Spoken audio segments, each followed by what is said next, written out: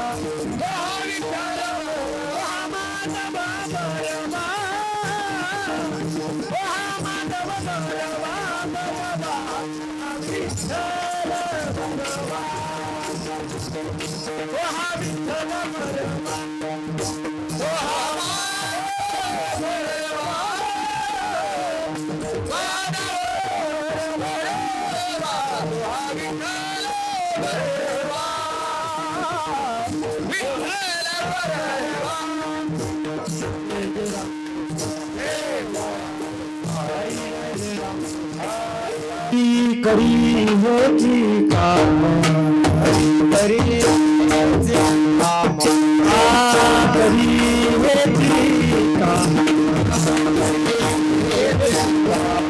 मना तेरा राम रामा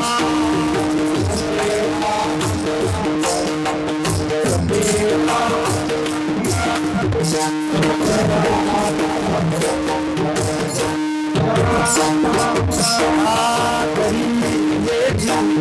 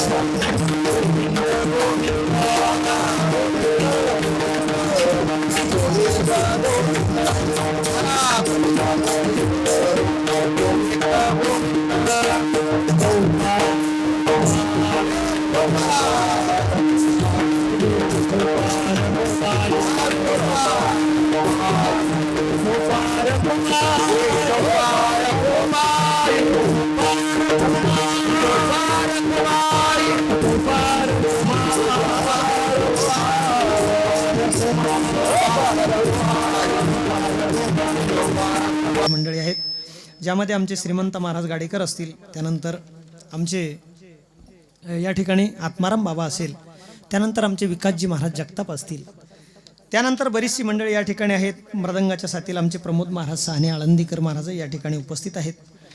त्यानंतर आमचे मोहळाहून आणलेले शिवाजी बाबा काकडे असेल, भागवतदादा पालकर असतील, तानाजी बाबा असतील, त्याच्यानंतर देवीदास महाराज असेल, संतोष महाराज असेल, त्यानंतर विनेकरी म्हणून आमचे दगडूबा बाबा कोलते असेल, रामराव बाबा शिंदे, उत्तम बाबा शिंदे, सीताराम बाबा काथार, चोपदार म्हणून विश्वनाथ बाबा मिसाळ तात्या नाही आले आहे ना, समाधान महाराज सोनवणे लिहा दोघंही नाही, मग तुम्ही बावारी अलगावचेच आहे. त्यानंतर परिसरातून पंचकृषीतून बरीचशी मंडळी या ठिकाणी उपस्थित आहे. सगळ्यांच्या चरणावरती प्रणिपात करतो. खरं तर या कीर्तनासाठी ज्यांचा मला फोन झाला होता ते आमचे निवृत्ती दादा यांच्या माध्यमातून मला कीर्तनाचं निरोप देण्यात आला आणि आज तुमची सेवा करण्याची संधी मला प्राप्त झाली. पहिल्याच दिवसाचं कीर्तन होतं, एवढा ठाचून मंडप भरलेला आहे.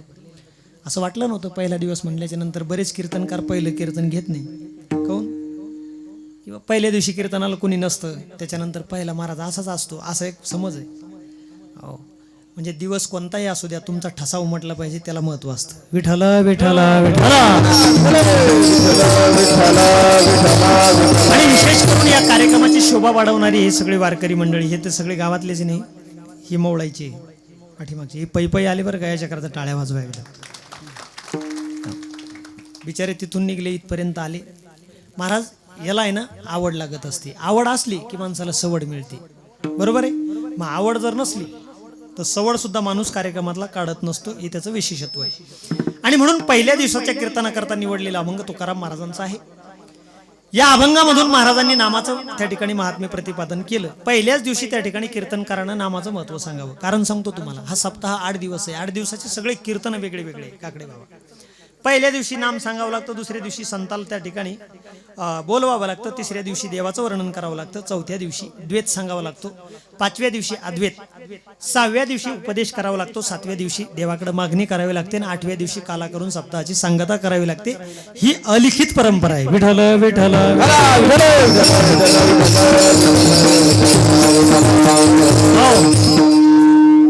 महाराजांनी या ठिकाणी नामाचं महत्व सांगितलं. जन्माला येण्याचे काही कारण आहे. आपण जन्माला का आलो? आपण उगाच जन्माला आलो नाही.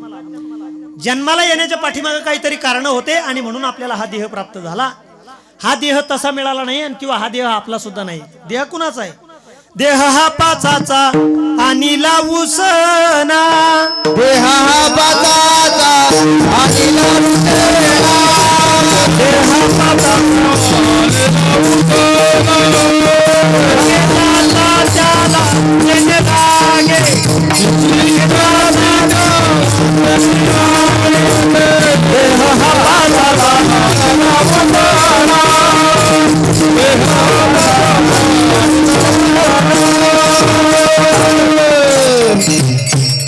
देह हा पाचाचा आणि लावसना शक्य ज्याचा त्याला देणे लागे. पाच तत्वाचा हा देह उगच नाही मिळाला आपल्याला. याला कारण होते. काय कारण होते? 3 प्रमुख कारण होते आणि त्या 3 प्रमुख कारणांना आपल्याला हा देह प्राप्त झाला. पहिलं कारण आहे की मागच्या जन्मातलं जे आपलं कर्म होतं ते कर्म करण्याचं बाकी राहिलं म्हणून हा देह मिळाला. अगा कर्मीचे गा पै उरावे सुख दुःखी ते फळावे ते भोगावयासी यावे देहची एका. मागच्या जन्मातलं कर्म बाकी होतं आणि ते कर्म पूर्ण करण्याकरता माणसाला हा देह मिळाला. विठाला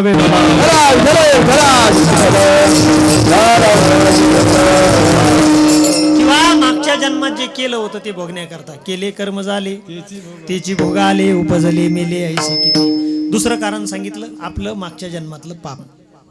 वसुदेव बाबा माग जे पाप केले असतील ते पापाचं कर्म भोगण्याकरता हा देह आहे. मग माग जे आपल्याकडून घडलं असेल ते भोगून घेण्याकरता भगवान परमात्मा हा देह आपल्याला देतो. आणि तिसरी गोष्ट सांगितली वासना. मागच्या जन्मातली राहिलेली वासना शिल्लक त्या ठिकाणी असेल तर माणसाला हा देह प्राप्त होतो. जन्म घेणे लागे वासनीचा संग.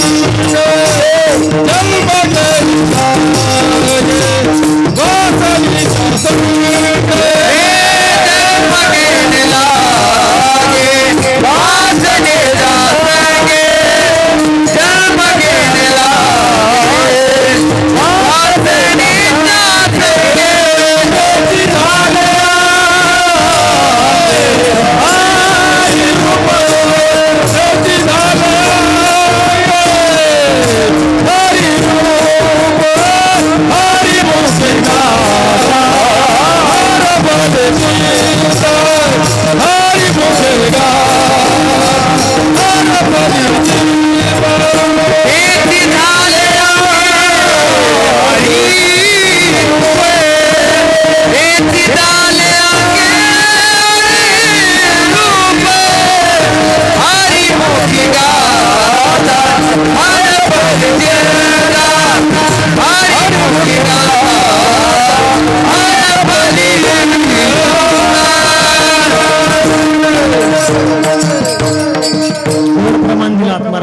जन्म घेणे लागे वासनेच्या संगे त्याची झाले अंगे हरिरूप. हो कशा करता मिळाला जन्म? मागच्या जन्मातली वासना शिल्लक होती.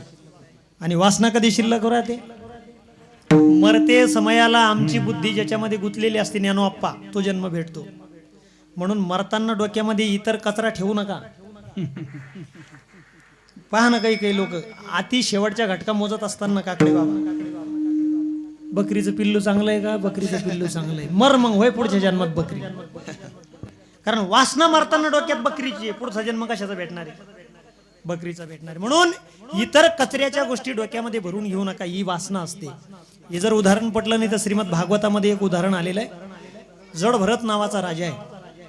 भजन करण्याकरता जीवनाचा चतुर्थ जो भाग आहे त्याला संन्यासाश्रम म्हणतात. जीवनाचे 4 भाग सांगितले. पहिले वयाचे 25 वर्षापर्यंत जी अवस्था आपली आहे त्याला ब्रह्मचर्य म्हणतात. त्याच्यानंतर लग्न करून ज्या वेळेला आपण पती पत्नी संसार करतो त्याला गृहस्थी म्हणतात. 50 वर्षाचं वय पूर्ण झालं, लेकरं बाळ मोठी झाले, पोरांची लग्न करून दिले, हातात संसाराच्या चाब्या त्यांच्या देऊन टाकल्या की आपण मोकळे होतो, त्याला वानप्रस्थी म्हणतात. तृतीय चरण म्हणतात याला. आणि चतुर्थ चरणामध्ये सर्वस्वाचा त्याग करायचा आणि सर्वस्व त्यागून देवाचं फक्त भजन करायचं, याला संन्यास म्हणतात. ही संन्यास अवस्था ज्या वेळेला जड भरत राजाला प्राप्त झाली, चतुर्थ चरण, ते चतुर्थ चरणाकरता राजा जंगलात गेला. स्वतःची एक झोपडी तयार केली. त्या झोपडीत म्हणजे राजा भजन करायचा. सकाळी उठायचा, नदीवरती जायचा, आंघोळ स्नान करायचा, संध्या करायचा, सूर्याला अर्घ्य द्यायचा आणि अर्घ्य देऊन झालं की आपल्या कुटियामध्ये येऊन भजन करायचं. राजाचा नित्य नियम. पण एक दिवस राजा सकाळी उठला नदीवरती स्नानाकरता गेला, हातात पाणी घेतलं, सूर्याला अर्घ्य देत होता. त्या क्षणाला पाणी पिण्याकरता हरिण तिथं नदीवरती आली. हरिण गर्भवती होती, हरणीच्या पोटात गर्भ होता. हरिण पाणी पित असताना एका वाघाची नजर हरणावरती पडली आणि तो वाघ हरणावर झडप मारणार. हरणानं पाहिलं, स्वतःचा जीव वाचवण्याकरता हरणानं नदीवरून पलीकडे छलांग मारली. परिणाम काय झाला तर पोटातला जो गर्भ हरणाच्या होता तो पाण्यात पडला. पाण्यात पडल्याच्या नंतर ते हरणाचं पिलू राजानं उचललं.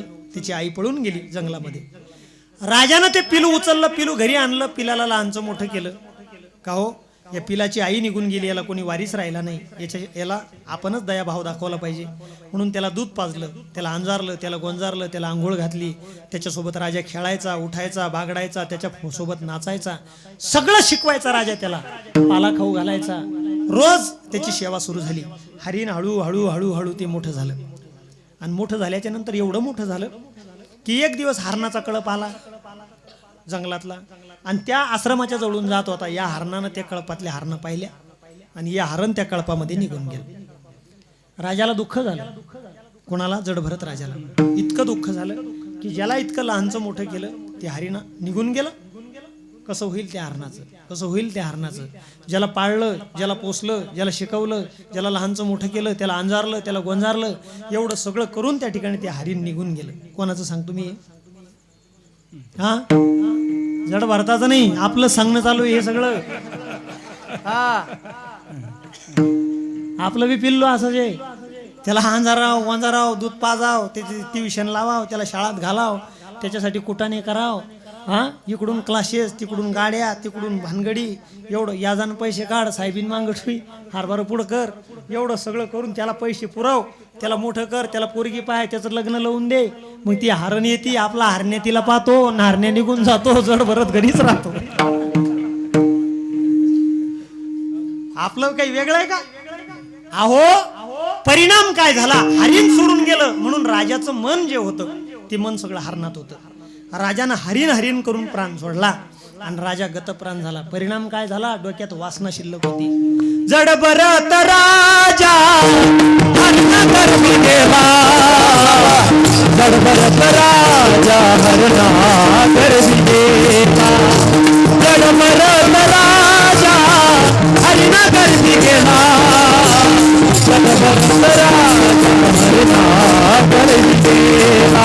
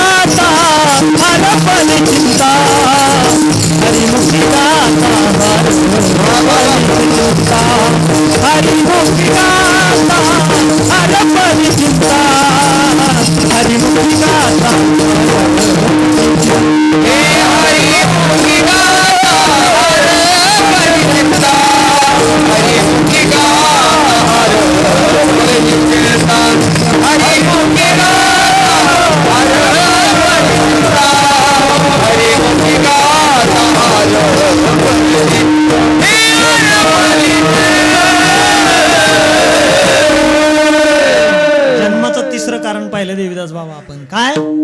जड भरत राजा हरणा गर्भी गेला आणि घाला तो घातला वासनेने. कशानं घाला घातला? काहीतरी घाला आपल्या सोबत सुद्धा झालेला आहे म्हणूनच आपण जन्माला आलो की नाही. मग जाऊ द्या, काहीतरी चुकलं असेल मागच्या जन्मात आपलं, मग आता मिळाला ना आपल्याला देह, मग मिळाल्याच्या नंतर बाकीची कुटाणी करा ना तर नका करू, पण एवढं मात्र नक्की करा. काय? एवढा अनमोल असणारा नरदेह 83,99,999 योनीचा फेरा चुकून आपल्याला प्राप्त झाला. तुम्हाला खरं सांगू का, आपल्याला या गोष्टीची भूल पडली. आपल्याला कळालंच नाही आपण जन्माला कशाला आलो. कारण तुम्हाला सांगतो, पुरंजन आख्यान नावाचं एक आख्यान आलेलं आहे शास्त्रामध्ये. त्या पुरंजन आख्यानामध्ये असं सांगितले, खरं तर हा जीव भगवंतापेक्षा वेगळा नाही. परमात्मा आणि जीवात्मा या दोन्ही गोष्टी एकच आहे, फक्त हा बाजूला झाला आणि याला जीव स्वरूप प्राप्त झालं म्हणून आपण वेगळे. नाहीतर गीतेमध्ये भगवान परमात्म्यानं सांगितलेलं आहे, ममेवांश जीव लोके जीवभूतो सनातन. हा तो जीवन आपण वेगळा नाही महाराज, तो देव आणि आपण वेगळे नाहीत.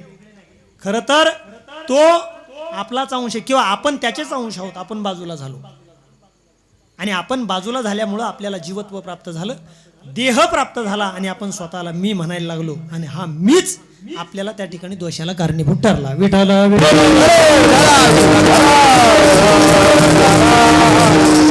जीवात्मा परमात्मा वेगळा नाही. प्राचीन बर्ही नावाच्या राजाला नारदानं गोष्ट सांगितली. एक नारदानं अशी गोष्ट सांगितली की प्राचीन बर्ही एक गोष्ट ऐक, हा जीव आणि तो देव काही वेगळे नाहीये. तुला मी एक गोष्ट सांगतो, ध्यान करून ऐक. आता ही ध्यान करून ऐकण्याकरता गोष्ट सांगितली, तुम्ही सुद्धा ध्यान द्या, तुम्हाला लक्षात येईल. कथा एवढी सुंदर आहे, तुम्हाला समजेल. फक्त तुम्हाला लक्ष तिकडे इकडे ठेवावं लागेल, त्यावेळेला कळेल तिचा अर्थ. याच्यामध्ये प्रमोद महाराज असं सांगितलं की दोन मित्र होते, एक जीवात्मा, जीवात्मा म्हणजे अविज्ञात, आणि दुसरा होता पुरंजन. दोघं जण मित्र, दोघा जणांची मैत्री. पुरंजनची आणि अविज्ञातची मैत्री असल्या कारणानं तो जो पुरंजन होता, त्या पुरंजनानं त्या ठिकाणी अविज्ञातला सांगितलं, चल ना आपण तीर्थयात्रा करायला जाऊ. त्या जो असणारा त्यांचा तो मित्र होता, त्यानं सांगितलं तुला जायचं तू जा. अविज्ञातनं सांगितलं पुरंजनाला, तू जा पण तीर्थयात्रा लवकर करून वापस ये. आता हा तीर्थयात्रा करायला निघाला. एका शहराची यात्रा प्रारंभ झाली. मनाला पटेल असं एकही शहर मिळालं नाही. हर सफेद बाल काला बनालो, अभि तो मै जवान हो. लय चांगल्या लोकांची केस मी काळे करेल पाहिली. काळं होणार नाही त्याच एक दिवस होणार आहे, तरी सुद्धा म्हातारं व्हावं असं वाटत नाही. मग तो नाराज होतो, वापस जातो. ती जरा नावाची दाशी नाराज होऊन जाते. तिला चंडवेग नावाचा गंधर्व भेटतो. चंडवेग नावाचा गंधर्व म्हणजे संवत्सर. हे संवत्सर म्हणजे एक वर्ष. हे एका वर्षामध्ये 2 आयन, एक दक्षिणायन आणि दुसरं उत्तरायण. आता ऐका, याच्याकडं 720 सैनिक आहेत, त्याच्यातले 360 सैनिक म्हणजे रात्री एका वर्षातल्या, आणि 360 पांढरे सैनिक म्हणजे एका वर्षातले दिवस. 360 आणि 360 मिळून किती झाले पंत? 720. आता हे 720 आणि हे 11 म्हणजे 5 ज्ञानेंद्रिय, 5 कर्मेंद्रिय, मन, हे मिळून त्यांच्यासोबत युद्ध होतं. आणि युद्ध झाल्याच्या नंतर म्हणजे म्हातारपणाच्या कवेमध्ये हा जीव सापडला जातो. लक्षात आलं ना तुमच्या? आणि जीवाचा स्वभाव आहे मग हे म्हातारं झालं की ते याला सोडून देतं. जैसे जीर्ण वस्त्र सांडीजे, मग नूतन वेढीजे, देहांतरा ते स्वीकारीजे चैतन्यनाथ. या न्यायाप्रमाणे माणसाचा जीव तिथं जातो. पण जीव जात असताना जी वासना असेल त्या ठिकाणी तोच जन्म माणसाला पुढचा प्राप्त होतो. अहो देवन आपण वेगळे नाही, पण वेगळे बनून जर आपण या ठिकाणी आलो असेल आणि जर वेगळे बनूनच तुम्हाला भगवंताने इथं पाठवलं असेल तर बाकीचे कामं तुम्ही करताच ना. ते कामं केल्यापेक्षा हे काम करा, अभंगाचं पहिलं चरण.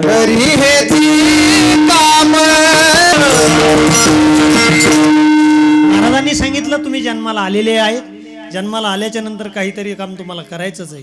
मग करायचंच असेल तर हेच काम करा. करी हेची काम मना जपे राम राम.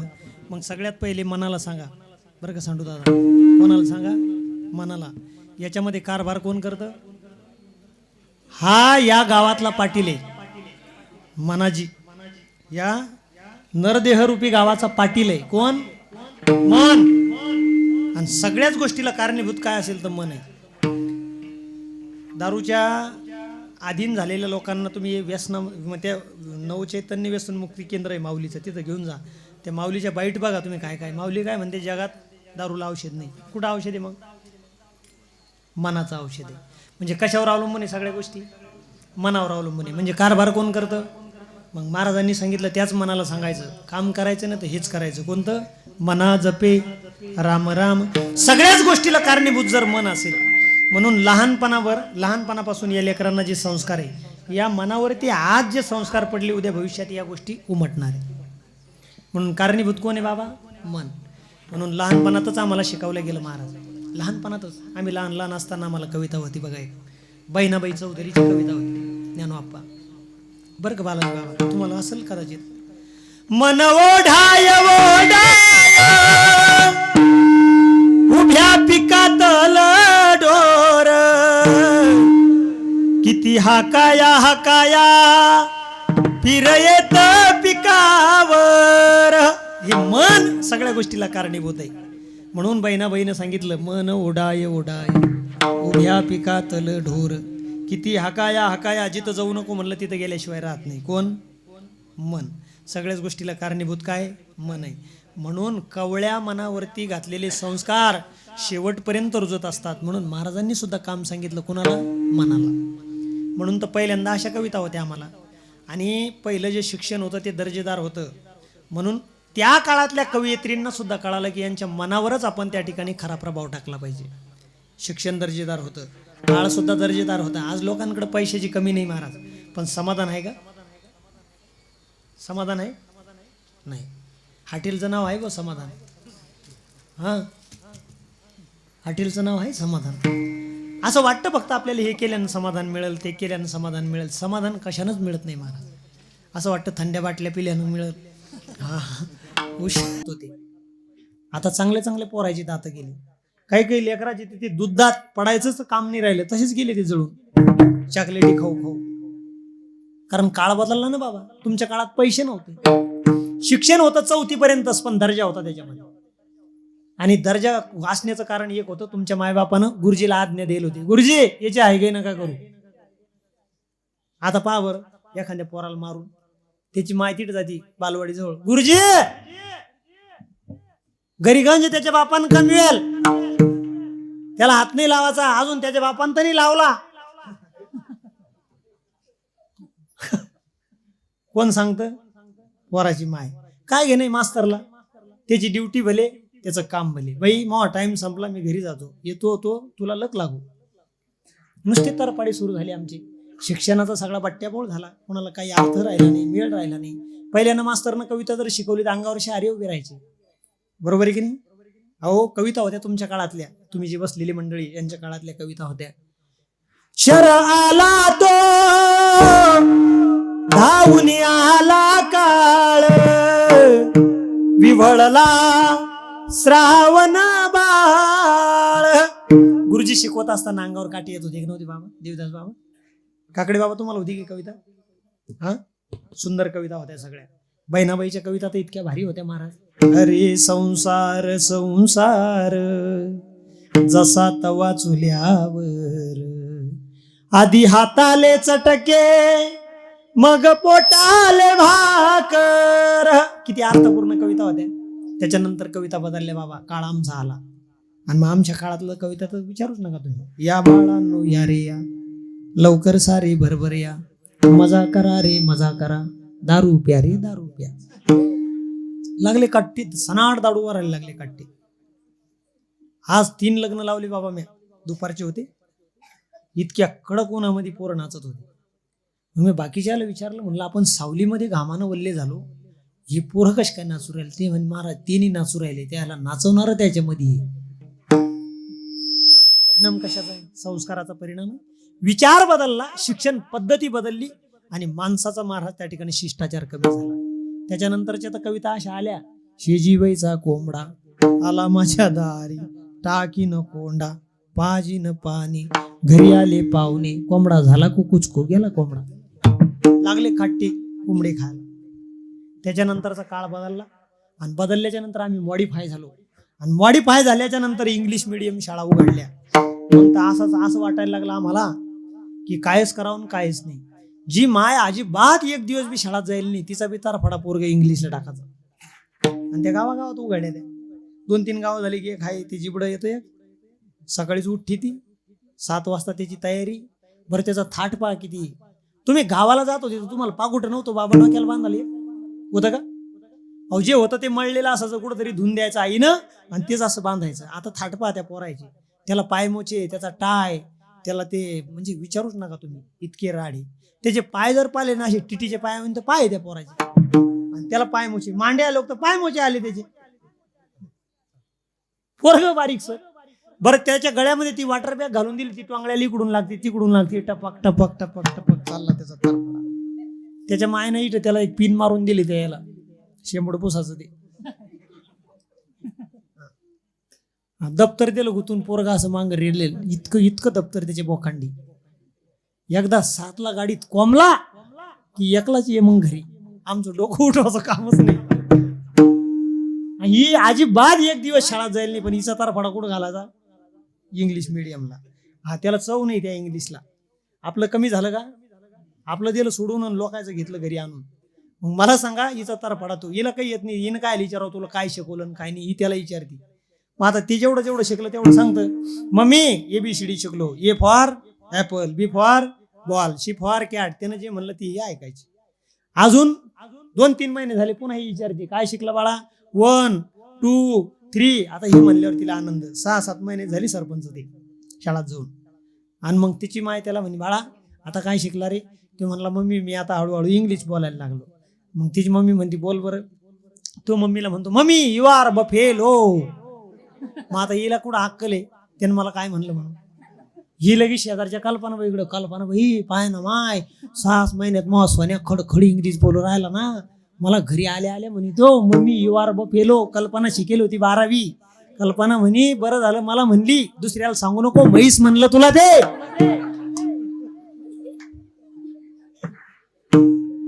राहिला का बाबा अर्थ राहिला याच्यामध्ये काही? अहो संस्कार शून्य झाला माणूस. काहीच वाट्यावर येऊ देणार नाही म्हणले इमानदारीने सांगा. ते म्हणे फक्त आम्ही एवढंच म्हणलो आपण नसतो याचं काय झालं असतं. ते म्हणे एवढंच म्हणले ना फक्त. आता हे जर दगड जोडायचे तर तसे जुडणार नाही. जरी तुम्हाला वरदान आहे की तुम्ही टाकलेले दगड तरंगतात पण ते आता तसे तरंगणार नाही. म्हणले मग या दगडाला जोडायचं कसं? तर याला जोडण्याकरता फक्त देवाचं नामच काम करू शकतं. म्हणून एकानं रा लिहायचं आणि दुसऱ्यानं म लिहायचं. मग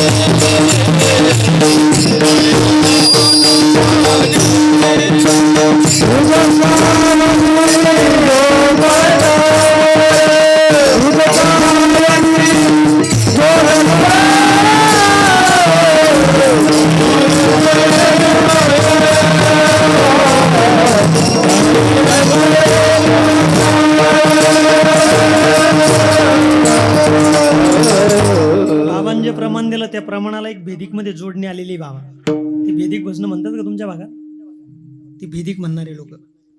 काही लोक त्या ताऱ्यावर चिपळ्यावर म्हणतात आणि काही लोक त्या चोंडक्यावर पण सुद्धा भजनं म्हणतात बरं का. ती आमच्याकडे चोंडक्यावर सुद्धा म्हणतात. राम नाम हे 2 अक्षर लिहून ठेवले शिळावर आणि समुद्रावर सेतू बांधून राम गेले लंकेवर. जी जी राजी. म्हणजे मला थोडं येतं बरं का ती. हा म्हणजे जर हे बंद पडलं तर दुकान बंद पडायला नको म्हणून ते शिकून ठेवले.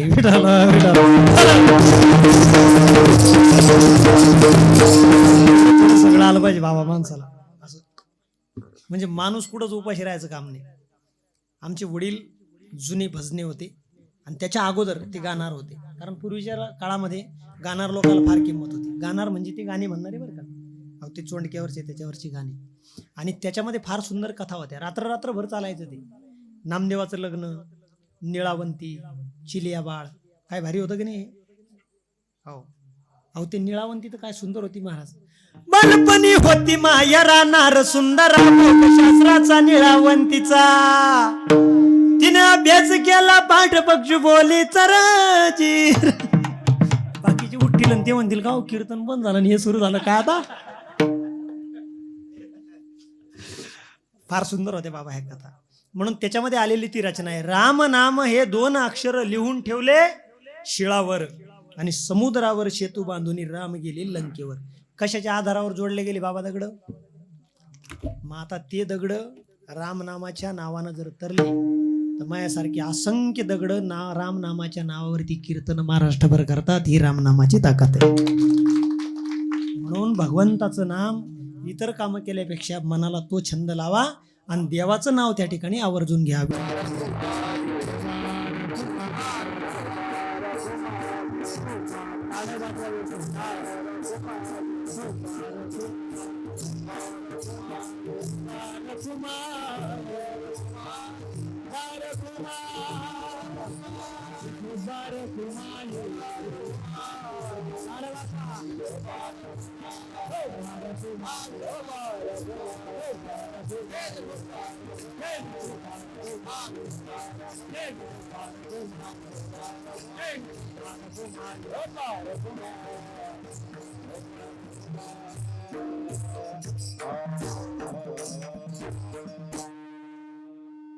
एवढी मोठी त्या ठिकाणी रामनामाची ताकद आहे, म्हणून साधू संत सतत त्या ठिकाणी विनंती करतात.